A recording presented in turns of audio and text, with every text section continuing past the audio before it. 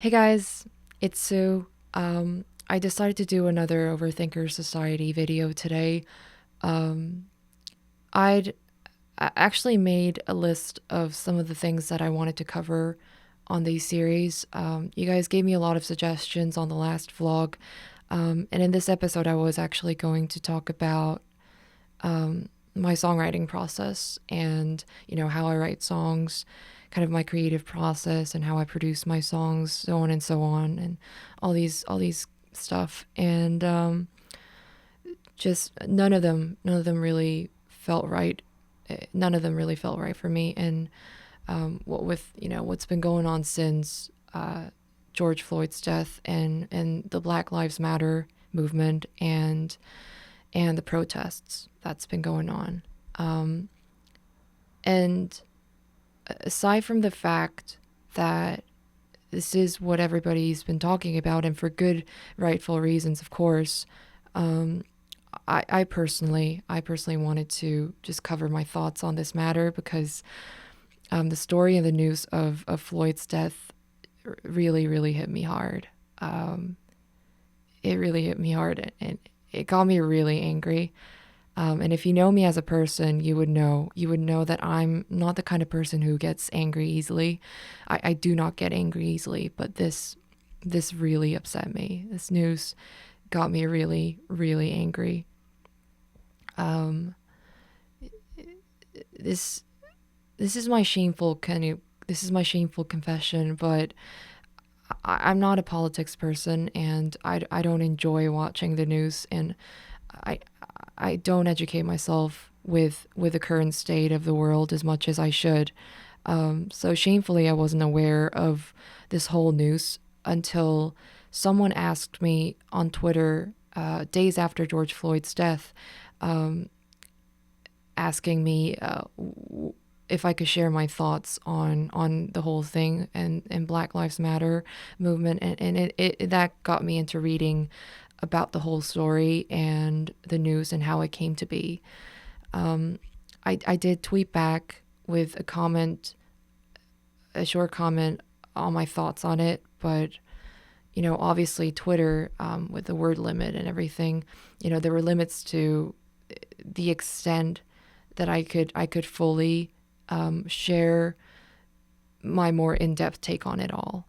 Um, and I think a lot of creators have been speaking up on Twitter, Instagram, and even TikTok, to raise awareness and share their thoughts on it.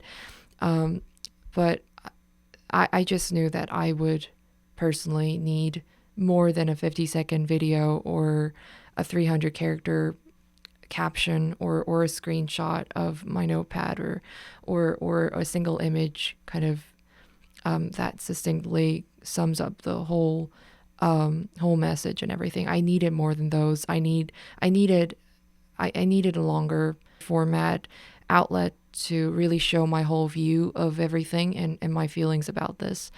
And I needed to make this video. So I decided to talk about it here on YouTube and share my thoughts with you guys. Again, I'm not a political person, and I really need to, you know, get myself more, educate myself more with the related history and also the current state of the world. But it just seems like with Floyd's death, it's got nothing. It's got absolutely nothing to do with having lots of political knowledge or having political, knowing lots of political jargons and all sorts of things. It really doesn't seem like it's down to that. It's really down to common sense, what's humane and what's inhumane. And I really don't think it takes a genius to know what happened was wrong in every way possible, on any standards, in any sense whatsoever. My understanding of the whole incident is basically a black man named George Floyd was arrested by a Minneapolis policeman called Derek Chauvin on the 25th of May for an alleged fraud at a convenience store. And the policeman who claims this was because there was a physical resistance on the arrest on George Floyd's part knelt on this man's neck for 9 minutes straight and killed him. FYI, there was no sign of George Floyd's resistance nor struggle to the policeman and the arrest that was caught on any of the surveillance camera footages, nor the witness's recollection. No resistance whatsoever, no struggle whatsoever. And thankfully, this policeman is now, Derek Chauvin is now charged with third-degree murder. I personally believe third-degree murder isn't an appropriate charge for something like this. It should be first degree or second degree at the very least. This man aimed to kill. He aimed to kill. He sat on a man's neck, full body weight, for 9 minutes straight. And if I know it correctly, that's including the full minute and a half after he was dead. This man could hear loud and clear that the victim was not able to breathe. You know, George Floyd was moaning like, I can't breathe, up until the moment he was dead. This policeman wanted this man dead. He intended to kill. He intended to kill George Floyd. There were 3 other police officers who were present through this all, and yes, they lost their jobs. Of course, they lost their jobs. But they're still running free. No charges. They're still running free. And it shocks me. It really shocks me how there's been decades after decades after decades after decades of Black people's struggle to live discrimination free, and yet the unjust history just repeats itself over and over and over and over and over again. It just repeats itself. The environment's changed, the landscape's changed, the culture has changed, the technology and the way people communicate have changed massively. It's changed completely, all these things, and yet racism still exists in the most violent and offensive forms like these. It's ridiculous. It shocks me. Like, I don't understand. And it makes me, it makes me so angry. Like, why the hate? You know, what have people done differently? You know, what kind of ridiculous crap has to be on somebody's mind to be able to hold such hate and judgment and violence? I don't understand. I just don't understand what kind of justification these people are making to do these, to hold these kind of ideas and do these kind of things. I live in South Korea, where there isn't as much ethnic diversity domestically compared to America. 95% of the people that I grew up with, the 95% of the people who were around me growing up in Korea have been Koreans, Asians.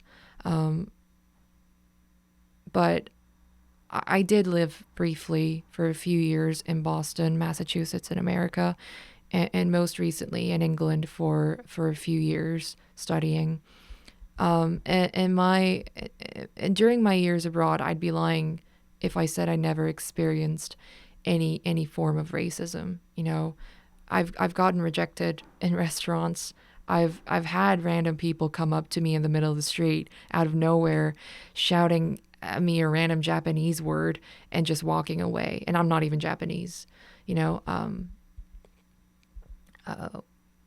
Or there was a time when my mom and I, my mom who's never really learned how to speak English, my mom and I went to go shopping at a supermarket back in America, and a clerk refused to check out our groceries and rolled his eyes at us, at my mom, because she couldn't speak English very well. I remember that got me really, really angry. It really, really, that got me furious at the time. It still does, but at the time, my English wasn't very good. I was very young, so I couldn't defend for my mom, and it breaks my heart thinking about this, actually.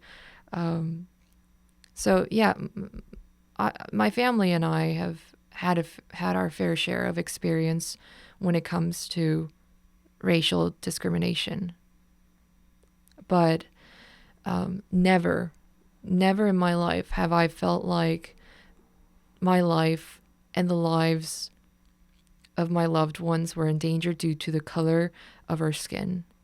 That is terrifying to just imagine. But what is even more terrifying, what is mortifying, is that is what's been happening with the Black Lives Matter movement and the riots. People are, for some crazy reason, put in a situation where they now have to protest not only for justice for George Floyd, but also the safety of other Black people's lives, their families, their friends, their kids, their wives, their husbands, from freaking police officers who should be protecting and providing safety for all lives regardless of skin color. People are having to protest to secure such basic need for basic rights like these. It is ridiculous. It makes it's I don't understand, like, why is this happening? And of course all lives matter. All lives matter. Asians' lives matter, Black lives matter, white lives matter. All lives matter for obvious reasons, of course.